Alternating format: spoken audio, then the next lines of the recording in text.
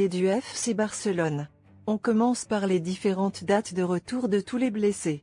En ce qui concerne Frenkie de Jong, il sera de retour dans 2 semaines, quant à Pedri il sera de retour dans 4 semaines selon le communiqué médical du club. Ronald Araujo s'est déjà remis de ses gênes et sera disponible pour le Classico.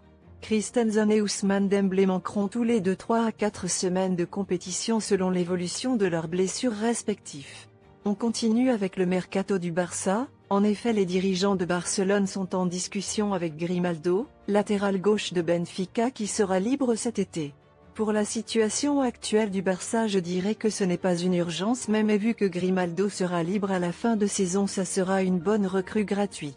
Et vous, que pensez-vous de ce dossier? On poursuit notre petit tour d'actualité. Le Barça veut signer Dani Olmo libre en 2024. Ils ont demandé aux joueurs de ne pas prolonger. Le Barça avait la possibilité de le rapatrier depuis qu'il a quitté le Zénith, mais ça ne s'est pas fait. On ouvre maintenant le dossier Messi. Je sais que pour beaucoup c'est une très mauvaise idée, mais bon, les infos sont les infos, il faut en parler.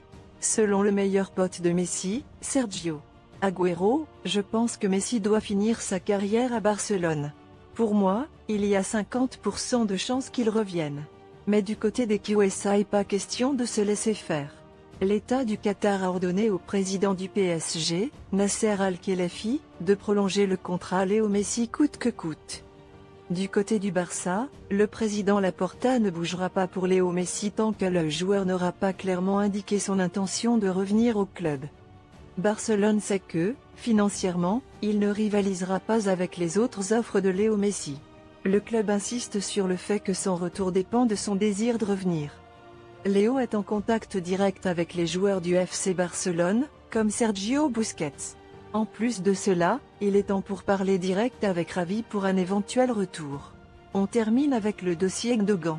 Barcelone est en contact avec Gundogan depuis plusieurs mois, les négociations avancent à bon rythme et le club serait prêt à lui proposer un contrat de 2 ans.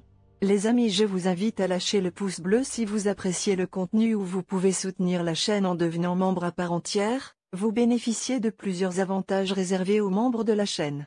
Merci pour le soutien.